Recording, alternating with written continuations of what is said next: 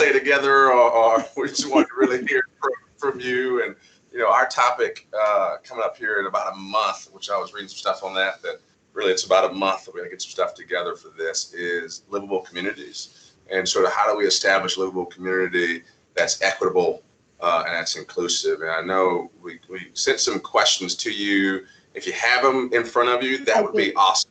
I do. But again, you don't have to go through every question. I think that just really gave us sort of a framework of, can you speak to some of these things here just from your perspective and your lens? That would be awesome, because we're here just listening and learning as we sort of put this together. And at the end, it just gives us, some more perspective a bit. So I'm going to yield the floor and just give it to you. I know one of the questions is really just taking a deep dive into what does it mean for you from your perspective, especially your magisterial district. How would you describe that community? What's a livable community to you? It's when you ask about the components and benefits of a livable community, it depends on who you talk to. It really does. I know I have people who only would sort of look at it from the standpoint of the neighborhood. What does their neighborhood look like? The houses that were built, the actual bricks and mortar, and those people over there are going to destroy our neighborhood because they're adding this great big building. They're building this huge house, and it's like, no, it's just a house. It's where people live.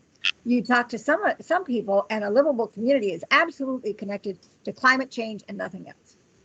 And then you've got others who will look at it from the cultural perspective. And I remember one time a member of the Economic Development Authority in a meeting said something about, we were talking about revitalization, and he said, well, how do you protect the traditional ethnic communities of Bailey's Crossroads? And I looked at him, he was sitting next to me, and I looked at him, I said, what traditional ethnic community? Well, he assumed he was speaking of the Spanish-speaking population.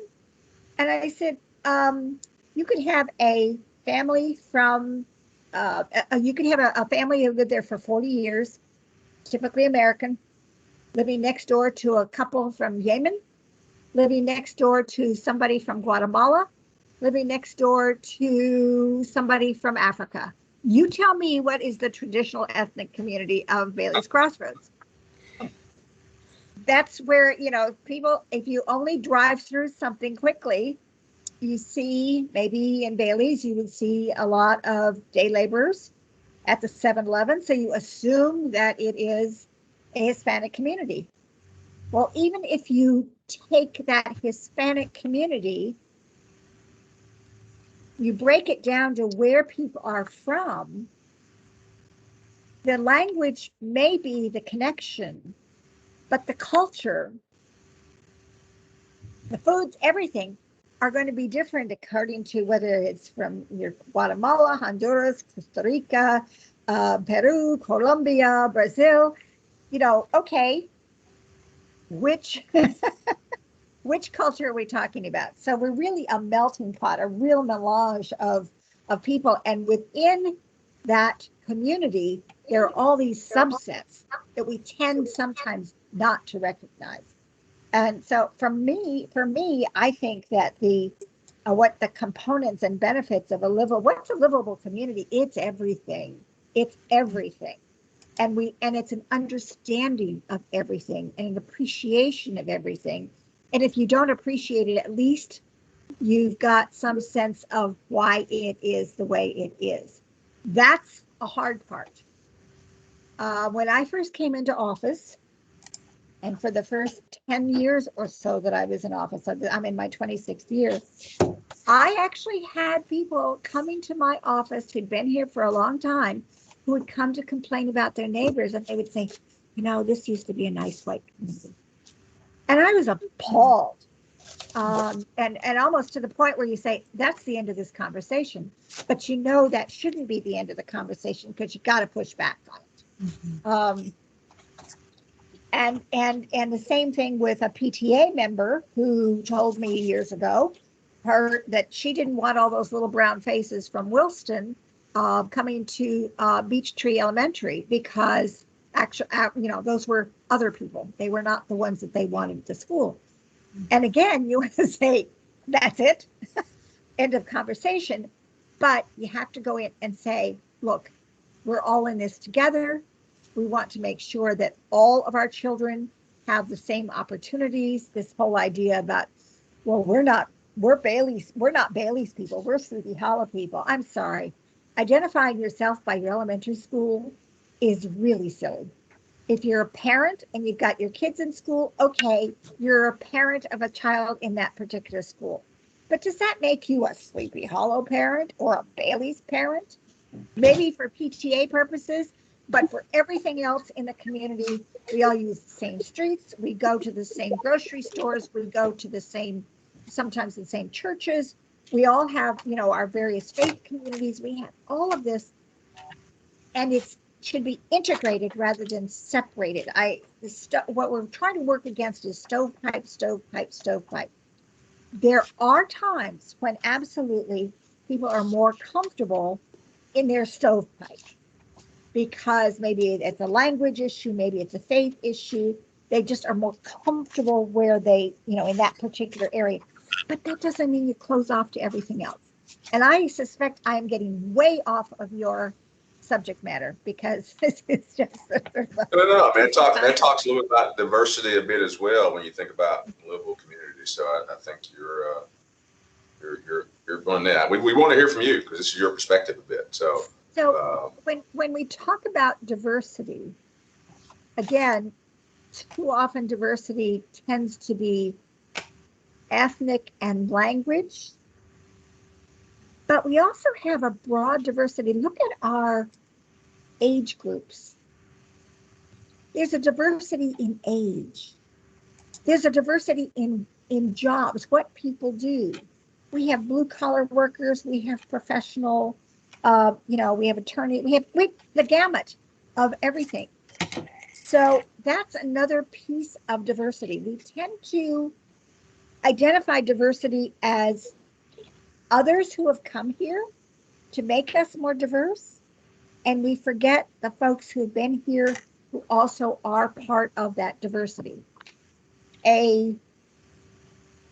I had a situation one time where we were looking at a map in the Lincolnia area, and it was there was a young woman who was standing next to me. She was about 30 years old, someone new to the community, and it was a map of where our senior citizen facilities were, and we have quite a few in Mason District.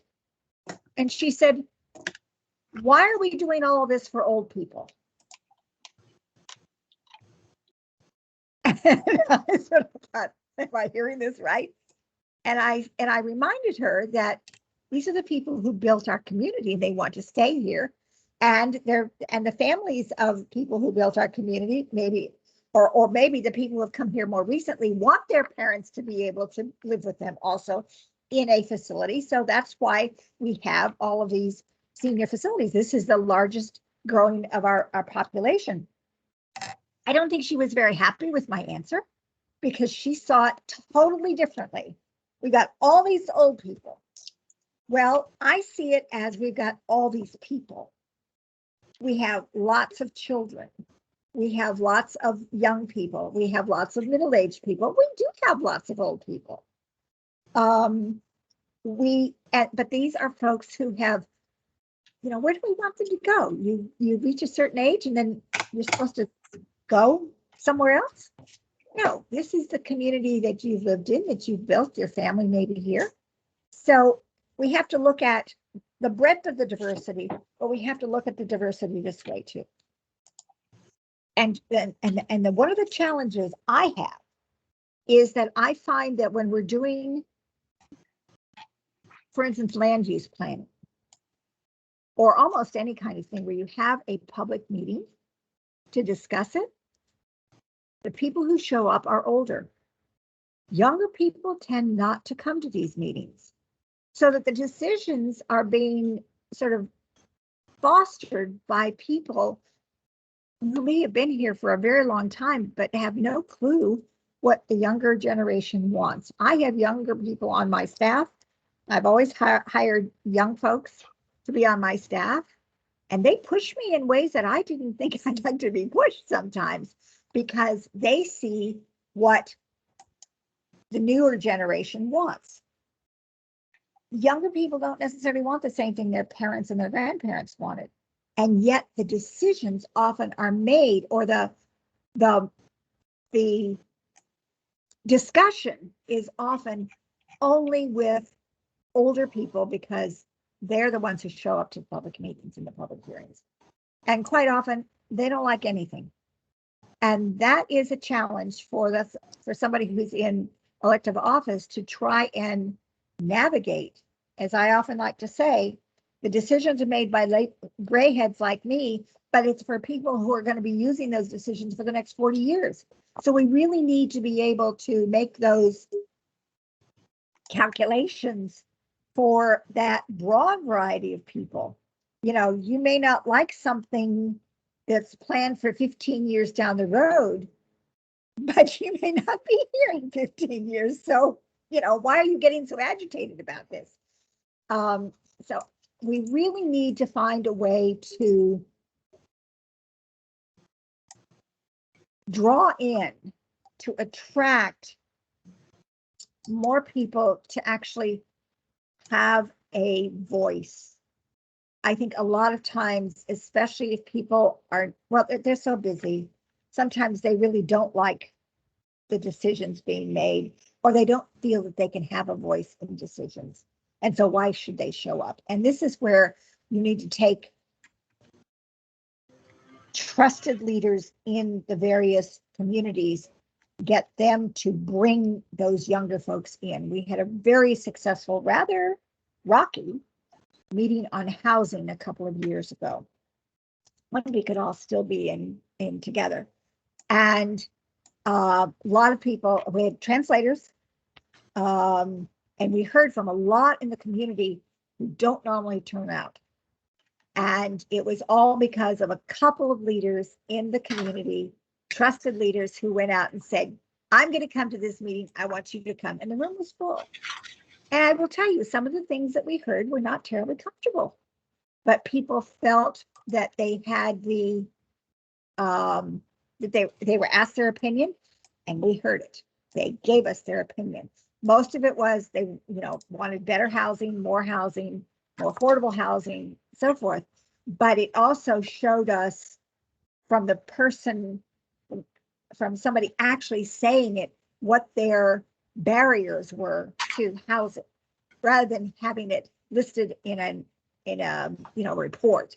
You can actually hear from that person, and you can ask them, okay, so how did you work around this, or what would you like to see done differently?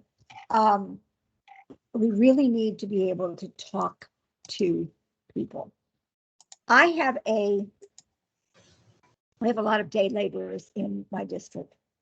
I remember one time meeting a day laborer. I was heartbroken.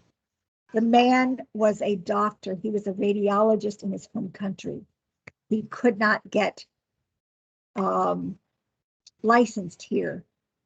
We've got it's set up for medical folks in other countries really have difficulty getting licensed here. I've been working with the hospital board to try and figure out why it takes so long. But this man had been a radiologist in his home country. He was waiting on the corner to do day labor work. What a waste. We have so many people who are so talented, who have come here for the safety and the opportunities, and they're not able to, they've brought their talents, but they can't use them.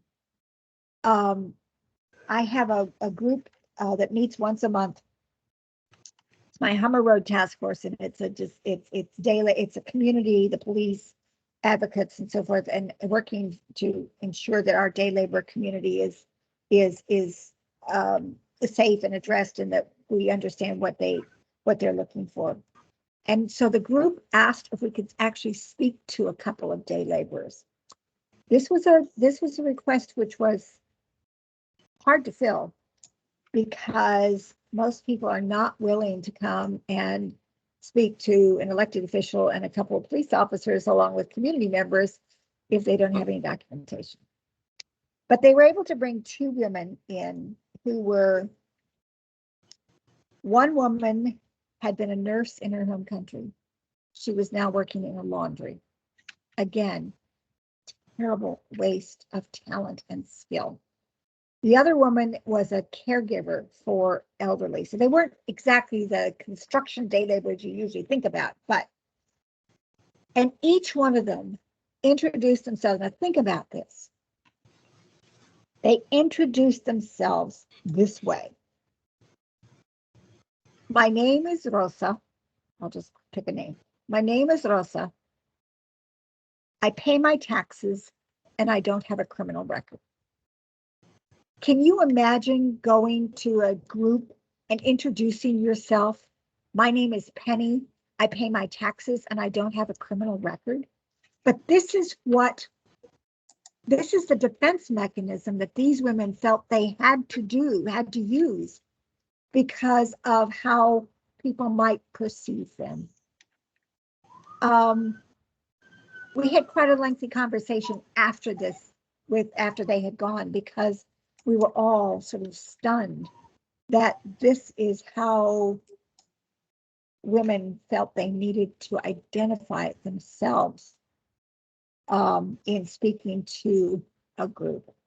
And that can probably be replicated hundreds of times across our community, hundreds, maybe thousands of times.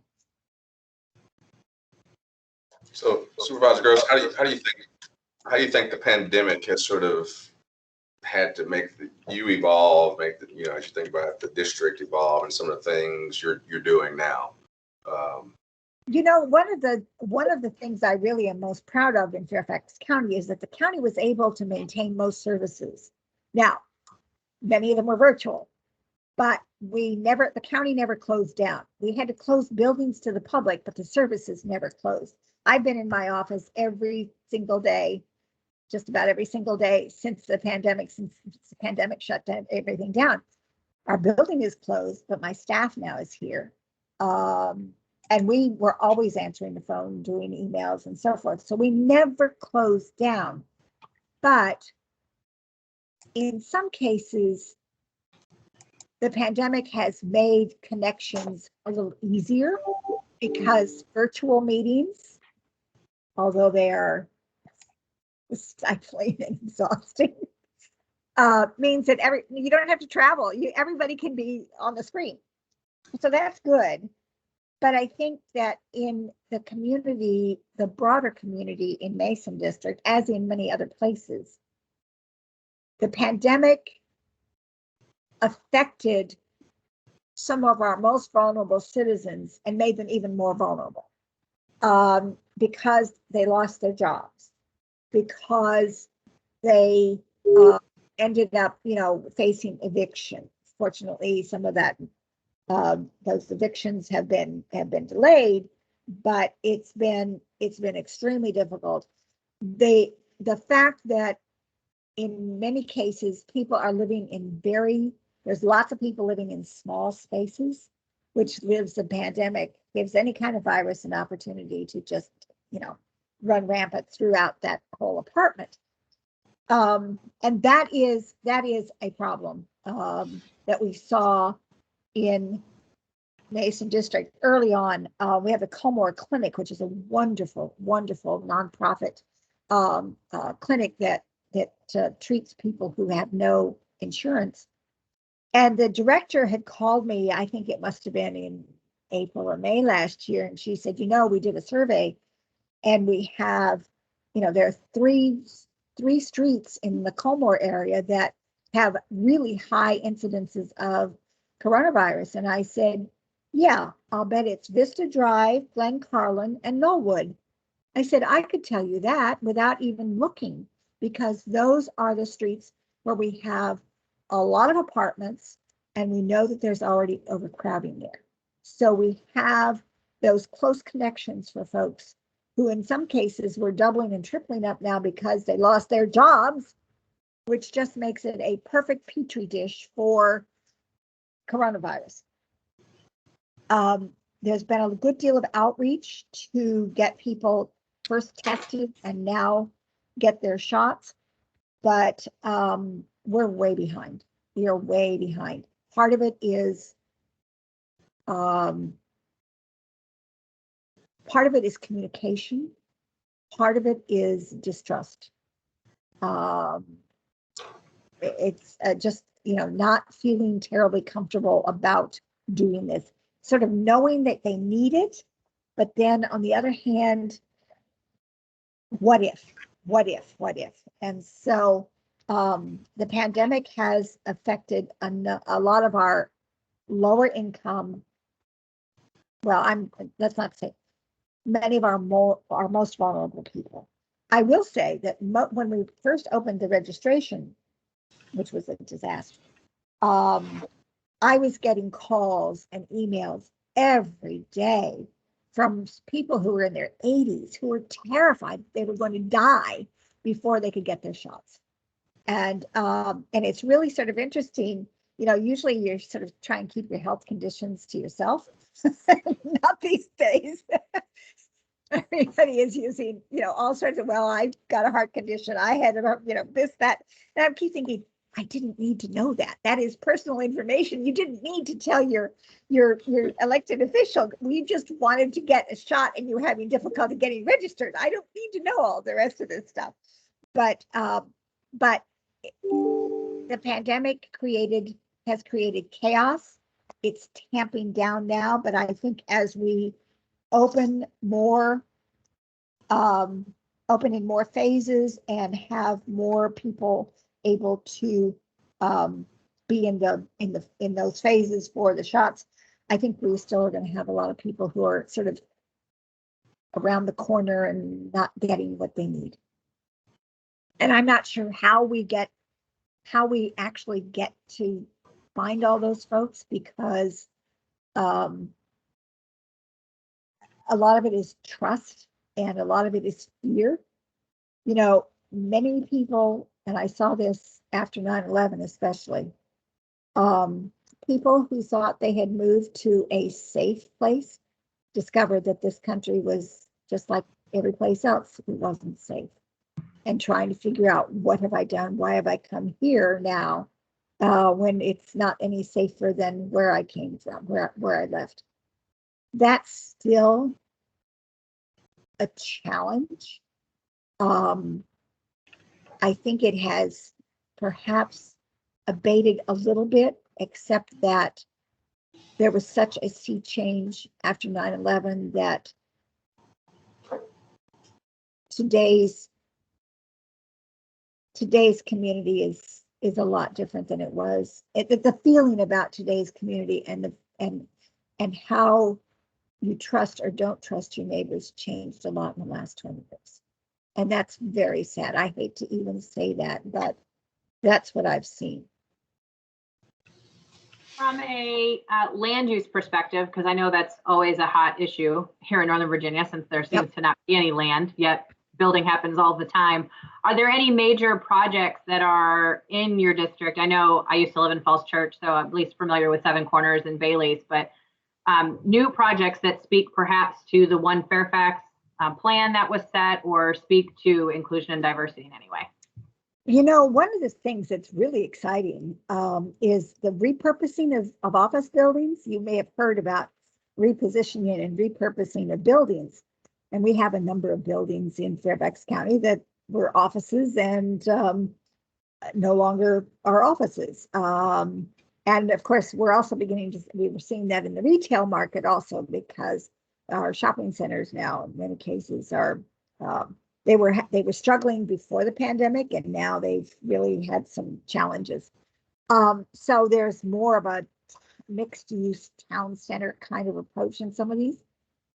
But about 6 years ago, 5 or 6 years ago, we had an office building at 5600 Columbia Pike, which had been a federal contractor's offices and had been vacant for quite some time. Well, a developer decided he wanted to try to repurpose this building, and gutted the inside, left the core pieces of the elevator shaft and so forth there, and remade the whole building inside into live workspaces, so that you could have your business and your and your home in the same place, or you could have your office. But the idea was to only have to pay one rent. It's beautiful. It really looks terrific. It's being rented now. But what he did, because this was successful, he bid on 3 buildings in Skyline, which had been empty. And he's going to repurpose those buildings also into residential. And at least one of the buildings will most likely be senior housing, senior independent housing. So this is a shift to, making more housing available. It's not necessarily affordable in the way we think about it, affordable, but it does broaden the capacity that we have in the community for additional housing. We also have a couple of other potentials coming along, but it has to have a comprehensive plan change. We really need to look also at the what is it called? The missing middle. And we've got a proposal in Bailey's Crossroads where the old shelter was, called the Southeast Quadrant, where we now have a group that is, after many years of fits and starts, we have somebody who is working on building a multifamily development that will cater to that missing middle. We really need to have, we talk about affordable housing, but it's not just for people who at the lower income levels. If you can afford a $500,000 house and the only thing you can find is $800,000, and housing's not affordable for you either.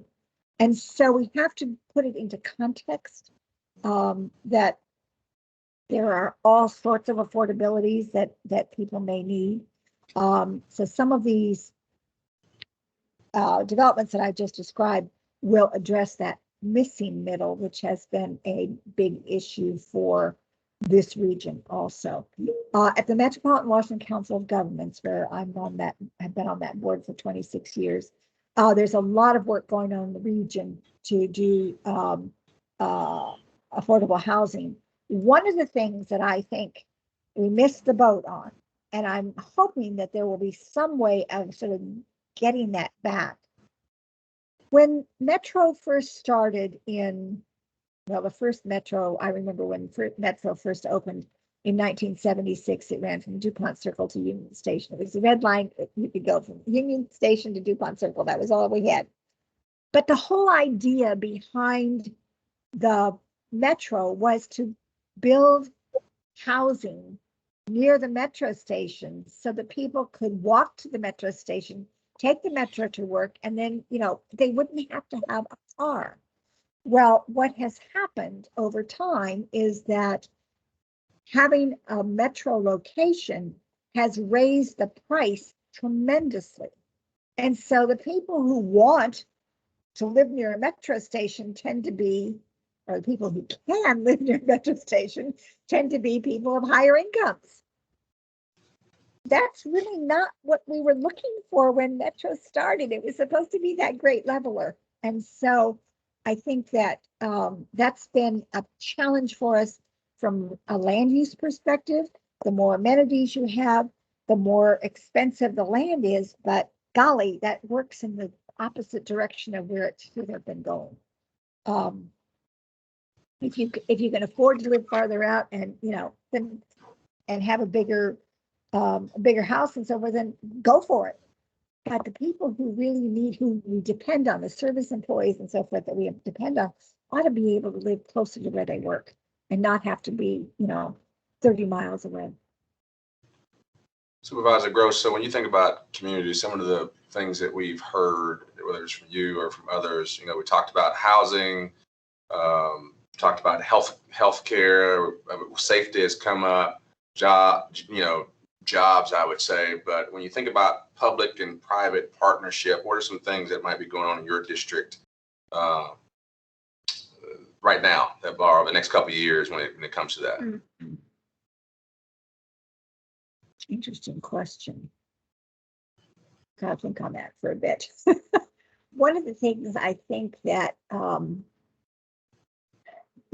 when we talk about transportation, what we've seen at least in my district over the last several years, and it's mostly because people are not able to get driver's licenses if they don't have the proper legal documents, is a tremendous influx in bicycle use. This isn't just for weekend cyclists. This is for going, providing your basic transportation. And where you never used to see bicycles outside of these apartment complexes, bicycles are just piled up like crazy. And so in a way, it speaks to a couple of partnerships that didn't exist. If you look at, what we should have been doing. These were workarounds that people found because they weren't allowed to do certain things. But I'm trying to think in the way of a public-private partnership.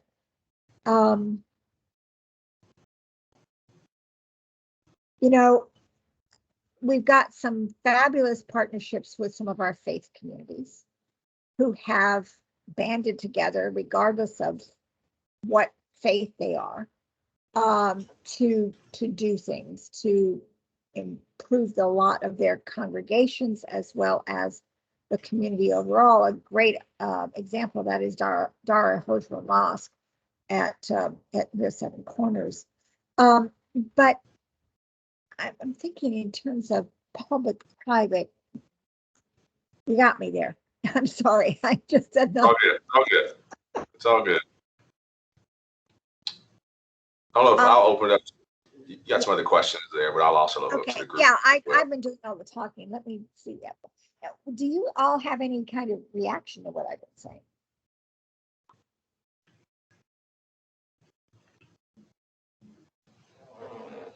Yeah, I have a transplant to Northern Virginia, which I used to think like most folks, but I married someone who has lived his whole life here. So we have in Reston at least enjoyed the increase in property value because of the metro that sits there empty. But maybe one day will be a thing, and have had some really great opportunities in Northern Virginia to live always outside the Beltway. I hated commuting, so I've always tried to live outside the Beltway and work out here too. So I think understanding how to integrate communities that are so diverse is obviously one of the greatest challenges that we have. And so I didn't expect to hear anything different from Mason District, and honestly expected to hear more, knowing having lived there for a portion of time as well. So not super surprised by anything you said, and I'm always just impressed by the tenacity of government officials to work tirelessly and seemingly forever on one initiative in particular. I know Apple is going to be supporting a Sully Woodlands Education Center, which has literally been in the works for, I think, 15 or 16 years. Yes. It's so mind-boggling to me that things can last that long, but when there's committed folks, much like yourself, with the work behind it, and how much even along the way it has to change, but the initial intent continues. Yeah. So. You mentioned something that interesting about integrating communities. In a perfect world, we want everything to be integrated. Although sometimes what happens in that effort to integrate communities is you lose some of the it's not amenity.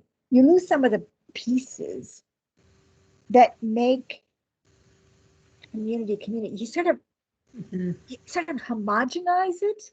Yeah. And you don't really want to do that. You want to be able to have everybody comfortable and respectful, but we don't necessarily want homogeneity. We can't. And so trying to integrate communities, maybe with transportation and some other options, maybe education, so forth, is one thing. But I know that I have so many constituents who were born overseas and raised in a different culture. They have one foot in their birth culture and one foot here. And they're trying to make it work. And in many cases, they do make it work.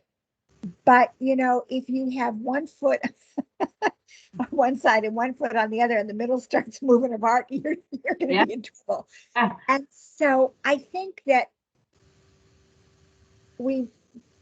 sometimes it may be the use of our language. Is it really true integration that we want in our communities, or is it making sure that everybody recognizes their role in this puzzle? Which piece am I to be able to make the full picture? And so integrating communities sometimes will raise somebody's hackles because they don't like the word, or it means something different for them. Sure. But then on the other hand, are we setting ourselves up for failure because we're using the terminology that we're using? And it actually means something else. I don't have an answer for that. It's just a question that I pose because sometimes, well, as you know, but in both the spoken word and the written word, how the comment is received is often different than the way the comment was made. Sure. And that's where we get off. That's where we sometimes create problems because, and I know because I write a weekly column, and then I do a lot of writing of newsletters and so forth. I always say, how is this going to be received by the person who's reading it? Sure. Because you may say something totally what you think is innocent using terminology that you would use, and somebody else would say, well, they're going to parse every comma so that it comes out differently. So you really need to think long and hard about how the communication piece is going to be. That sometimes stifles communication. But on the other hand, I have to look at it as official versus personal. And so from my role, it's going to be different, perhaps, than in what you all would write or say in your own conversations. So we have to try, as best we can anyway, to focus our program day to some extent on 2 magisterial districts. Neither of them are yours. So you were an awesome resource that was given to us from Leadership Fairfax to talk to, and we've much appreciated it. So the 2 that we're going to sort of hone in on are Drainesville and Mount Vernon. So if you could, yeah, exactly. We feel that way. And even in Mount Vernon, it sort of feels that way. So how would you compare, what's your gut on what you think Mount Vernon, I don't want to say is on the map for, but what do you think of when you think of Mount Vernon district? And what do you think of when you think of Drainesville district? Not versus or compared to, but I understand. Yeah. We'll tell them exactly what you said. So I always in Fairfax County, Mason, Lee, and Mount Vernon are the 3 districts that sort of share the same kinds of challenges and approaches. The populations are similar. They're older districts.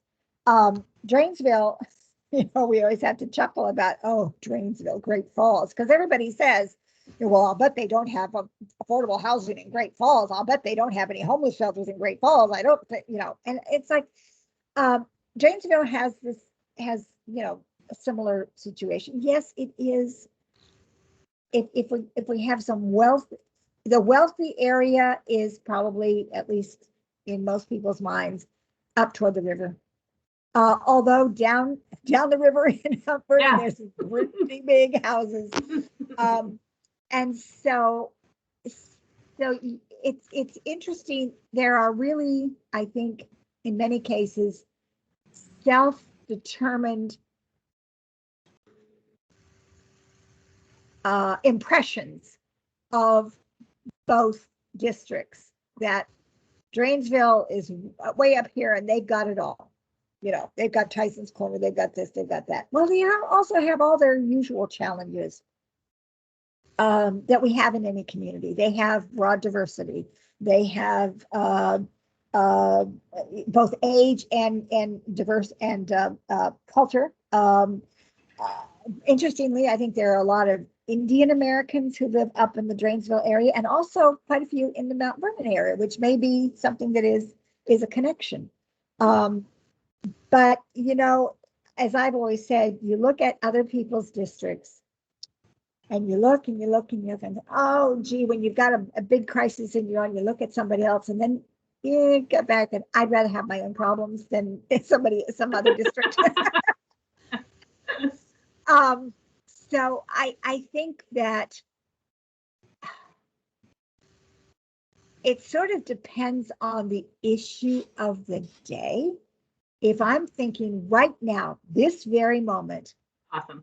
495 next, the 495 next project for the Upper Beltway through Drainsville is hitting a lot of hot buttons, We're getting lots of emails about this. Horrible, horrible, horrible. Down in Mount Vernon District, they're working on the Richmond Highway Corridor to improve all the transportation along there with bus lanes and everything else. And everybody's they're embracing it. So you've got some really significant transportation pieces at different ends of the county. In one area, there's a lot of opposition. In the other area, it seems to be really copacetic. So I do think that from the standpoint, if you ever did a review of what the home values and income levels and so forth, you would find that Drainsville probably takes the cake for everything. Although it could be Hunter Mill District. You know, Reston is really it's remarkable. I've seen a remarkable change in Reston over the last 50 years. But I think it's not really. People want to compare and contrast the various districts. They're all neighborhoods. They're all people who live in Fairfax County. They all have their challenges and their successes. And I don't see that any of them are lacking for engagement or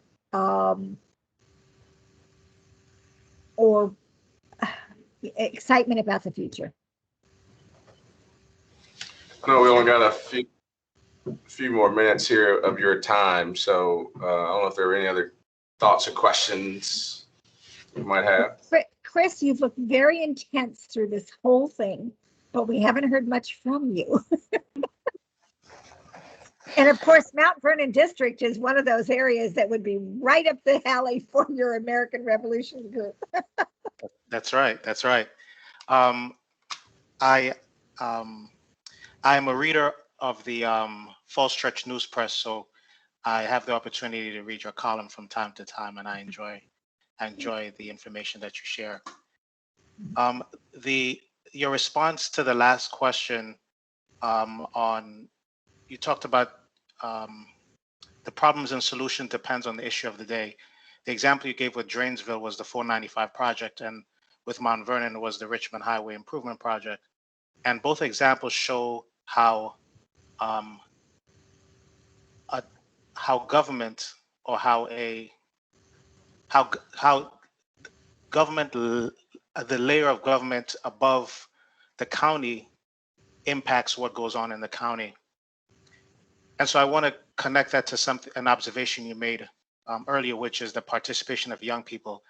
And you talked about having Senate experience, and in the federal government with our senators and specifically with the Senate, senators tend to be of a certain age.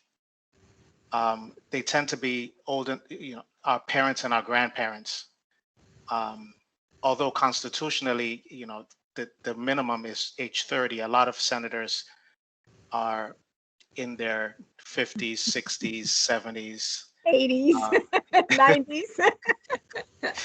Yes, and there's an advantage to that in terms of experience and wisdom. So I wanted to know what, from your observation and experience serving, serving on the Hill, what would you tell how would you encourage young people to become more involved at the local level based on your experience at the highest level of government? Thank you. You know, you've obviously read my resume. Because I spent 20 years on the Hill before I ever ran for office myself. And I had two fabulous mentors in the US Senate. One of whom was Senator Wayne Morse of Oregon, who was defeated in 1968. He was 68 years old when he was defeated. The other was Frank Church of Idaho, who was also defeated in 1980. He was 56 or so. I mean, he had a great future ahead of him, but he was defeated, and then he died before he was 60. And so I'm not in favor of term limits at all, because I do think that you build up an expertise that can be extremely valuable. So this idea that you serve 8 or 12 years and then you're out really gives, especially at the local level, and at the local level especially, gives staff all of the power. Maryland is finding this is a real problem because they have term limits and they're losing some really good people as a result. So I came to Washington because I was inspired by John F. Kennedy. He was already dead by the time I got here, but my college, we wanted to be here. We wanted to be here. We were inspired about government.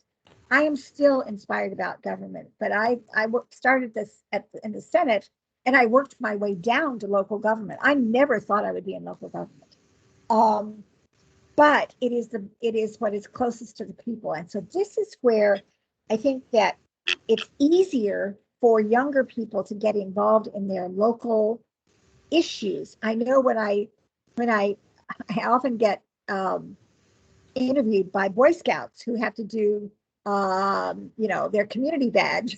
So it's always, what can a young person do? And it really is finding out and educating yourself about the local issues, the things that you think might make a difference to you. Maybe it's a local trail. Maybe it's I had an 8th grader present just last month, and she was presenting her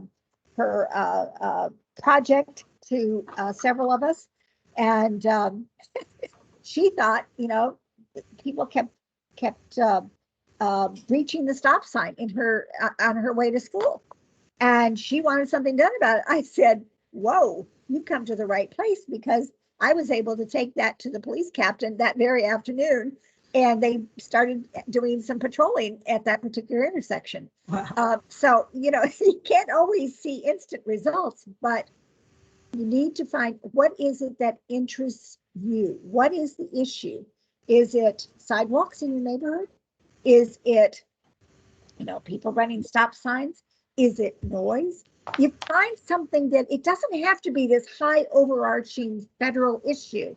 It can be right next door to you. It could be, you walk out of your front door and you see there's a problem. That's where you get involved, but you've got to educate yourself about it and not just assume that you know what's going on. You need to educate, ask questions, and hopefully if the young person is asking questions of an older person, that their question is received with a good deal of respect, not just, "Oh, don't worry about it," or "Don't bother me now," that kind of thing. It really needs, you have to have mentors, really, even at a young age. I had been very fortunate in my life to have had some fabulous mentors. We didn't call them mentors then, but boy, oh boy, they taught me all about ethics and how to govern and how to develop a thick skin and let things roll off your back. probably one of the hardest challenges of being in public office. It is very hard for some people. It Mhm. really is very hard for some people. They take everything very personally.